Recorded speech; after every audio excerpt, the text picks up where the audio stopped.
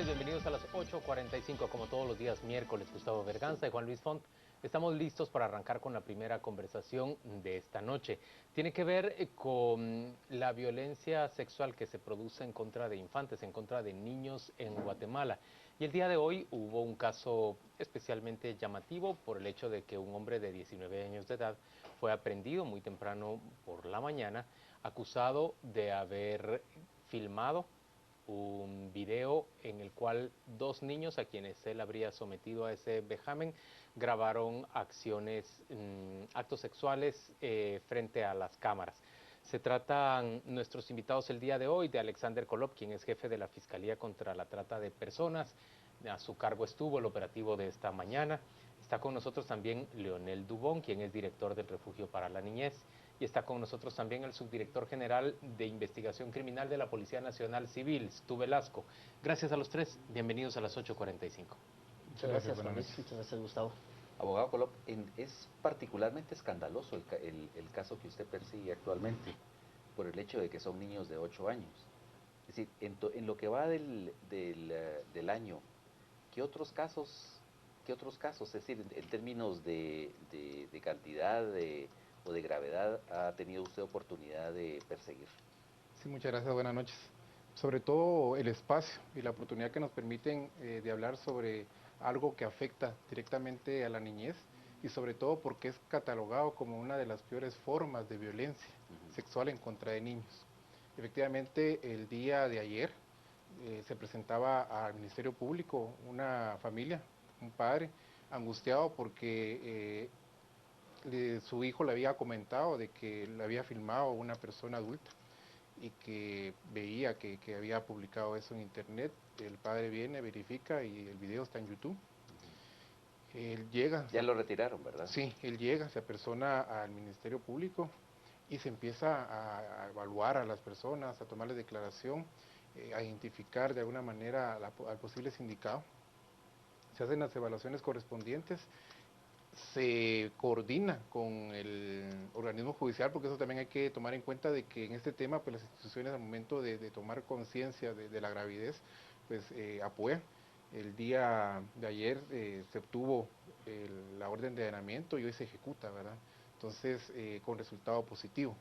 Efectivamente las víctimas eran de 7 y 8 años de edad, en donde esta persona pues las obligaba a tener actos sexuales y a grabarlas, ¿verdad? Entonces creemos nosotros de que de alguna manera, ya con su segunda pregunta, es un hecho de alguna manera desastrosa para la niñez, pero poco denunciado. Poco denunciado porque de alguna manera, primero, si los niños no manifiestan que habían sido objeto de una grabación o de estos hechos, pues hubiera quedado en impunidad. Segundo, que los padres creen ese extremo al niño, verifican y de alguna forma pues empieza la denuncia. Licenciado Kolop, pero la denuncia se produce el día de ayer y ustedes en menos de 24 horas proceden a la captura, del presunto responsable. ¿Cómo logran esa agilidad? De alguna manera, pues no en todos los casos tenemos esa efectividad, pero sí, en este caso pues teníamos a un presunto responsable que lo indicaban directamente. Sindicado por los padres. Exactamente. De alguna manera también sabemos nosotros de que el actuar de forma inmediata en estos casos pues es necesario y teníamos todo a través de las declaraciones, de ya informes y análisis que estaban haciendo, porque vale la pena de alguna manera mencionar de que en la Fiscalía contra la Trata de Personas se cuenta ahora con una unidad especializada en investigación de pornografía infantil. ¿Y ayer mismo se hace evaluación al niño? Sí, ayer mismo se hace las declaraciones, las evaluaciones. Leonel, esta es una efectividad que puede animar a muchas personas a denunciar. Bueno, primero quiero decir que el tema de la violencia sexual contra los niños y las niñas en el país es dolorosa, es desastrosa y llora sangre. Realmente estamos en una época en la que los niños y las niñas, triste y lamentablemente, están muy expuestos porque los factores de riesgo en el país se han incrementado por falta de factores de protección. En cuanto a la pregunta directa del Ministerio Público, yo creo que estamos ante un Ministerio Público distinto, no solo en el tema de corrupción, sino que en otros temas importantes. Nosotros somos una institución que litiga constantemente, que acompañamos procesos donde la niñez se ve afectada por la violencia, Y lo que yo puedo mencionar respecto a la efectividad del Ministerio Público es que hoy por hoy tenemos una respuesta más rápida, no solo en este caso, en muchísimos casos estamos teniendo mayor cantidad de sentencias, pero también hay que reconocer que el Ministerio Público recién un mes está estrenando la nueva sala que está en la Fiscalía de Trata, algo que mencionaba, es una sala tecnológica, algo que mencionaba ayer la fiscal, el uso de las tecnologías ahora también para la investigación. La policía también recién acaba de inaugurar una sala de cibercrimen que no solo tiene que ver con delitos sexuales, sino que también con otro tipo de delitos relacionados con el tema tecnológico. Lamentablemente en los últimos meses y en el último año hemos visto mucho un incremento de casos de violencia sexual, de ciberacoso, de sexting a través del uso de la tecnología. ¿Tenemos un estimado de datos de lo que sucedió el año pasado en términos de violencia sexual contra niños? Sí, bueno, tomando como referencia el INACIF. 5.269 evaluaciones forenses por delitos sexuales. Y lo triste de todo esto, y ese es un dato que nos tiene que cuestionar como sociedad, que el 90% de estos delitos se cometieron en el ámbito familiar y por personas muy cercanas a la familia. Y en una conversación reciente con el ministro de Gobernación decíamos, qué difícil porque no puedes poner seguridad en cada familia, o sea, eso es lo complicado. Hay otro 2% que también nos tiene que llamar a la reflexión y fue cometida por maestros en el ámbito primario. O sea, solo el año pasado tuvimos 12 casos reportados de maestros que violentaron a sus alumnos y alumnas, inclusive niños muy pequeños de 4 años. Y una condena ejemplar fue el caso de la niñera que se dio el año pasado, donde un niño de 7 años fue involucrado en relaciones sexuales por su propia niñera y cuidadora, involucrando al perro y al novio de la niñera. Y también era grabado el niño en estos actos deleznables, se podría decir. Entonces yo creo que la sociedad lamentablemente ha evolucionado en estos casos negativamente. Y mencionaba, hace 15 años yo fui a España a un curso donde el curso era cómo proteger a los niños del Internet. Hasta ahora estamos implementando esas acciones en Guatemala, o sea, llevamos 15 años de retraso en tecnología que afortunadamente el Ministerio Público y la policía hoy se están poniendo a la vanguardia para poder investigar este tipo de delitos tan Comisario graves. Velasco, ¿cómo recibe la policía este tipo de denuncias? ¿Se producen de manera frecuente y es área metropolitana básicamente el escenario de la mayoría de ellas?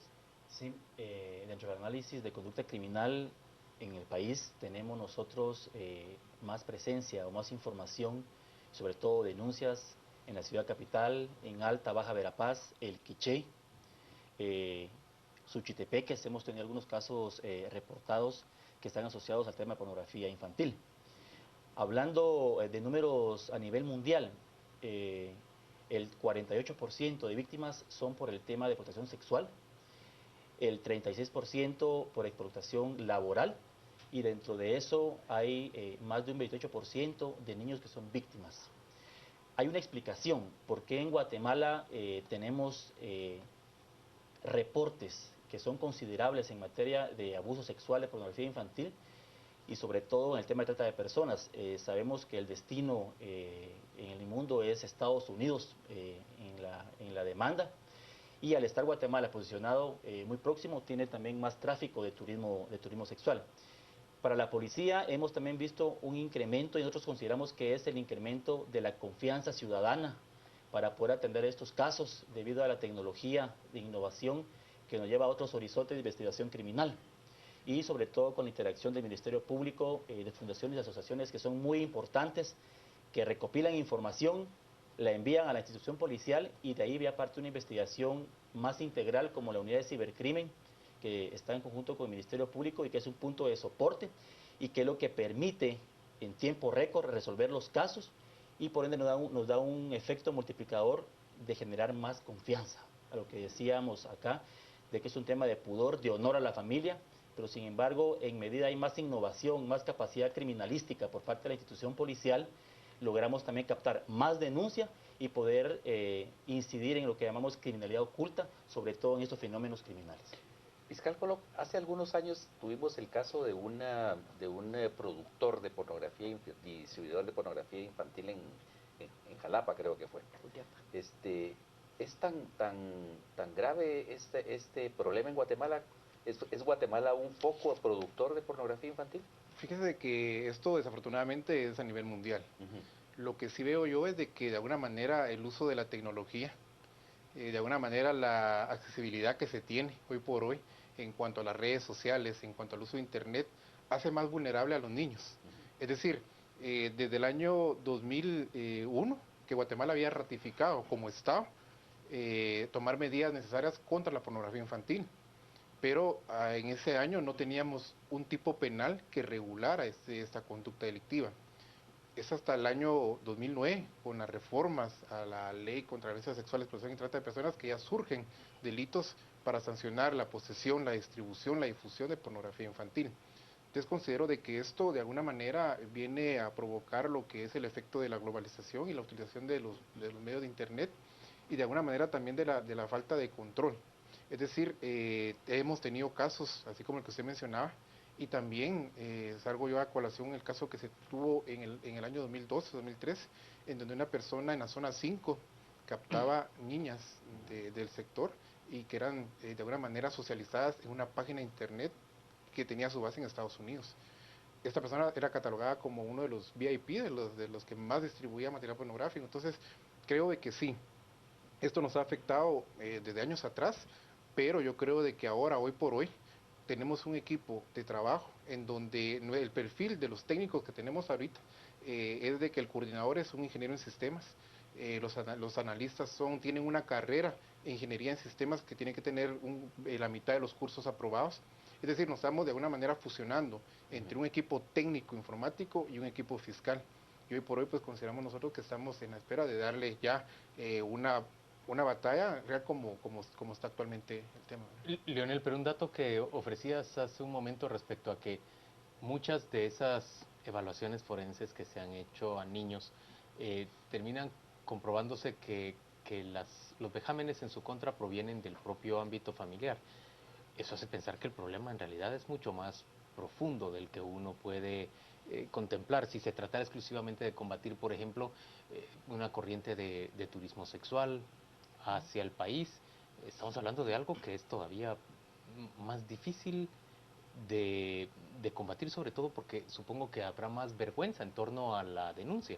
Yo quisiera separar algunas cosas para que nos pudiera ayudar a nosotros y también a nuestros televidentes. Primero, que lo que es pornografía infantil y trata de personas, no tenemos tantos casos denunciados como sí los tenemos en violencia sexual. O sea, hay violencia sexual que no es pornografía, ni es explotación, ni trata de personas. Esa es la mayor cantidad de casos que ha entrado al sistema y que son los que tenemos.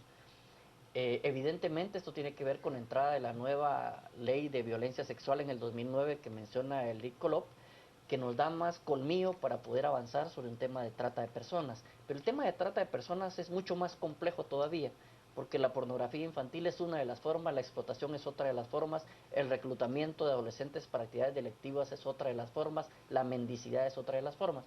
Ahora, en el tema de violencia sexual, explotación sexual y pornografía infantil, que son temas muy cercanos y que tienen una frontera muy frágil, yo quisiera hacer algunos comentarios. Primero de ellos es en que sí es un problema muy profundo y estructural en el país la violencia sexual, incluyendo la explotación sexual y la pornografía, porque no tenemos suficientes factores protectores, empezando por un sistema educativo que no tiene una educación integral en sexualidad. Entonces los niños y las niñas están muy expuestos, porque muchas veces ni siquiera conocen su cuerpo, y entonces las redes de tratantes, de explotadores y la gente que viola a niños, lo primero que hacen es aprovecharse del desconocimiento de la niñez. Entonces es un problema social muy fuerte. El tema de violencia sexual, donde yo hablaba que el 90% viene de la familia, cuando nos trasladamos a pornografía infantil, ahí cambian los porcentajes, porque en pornografía infantil y en explotación sexual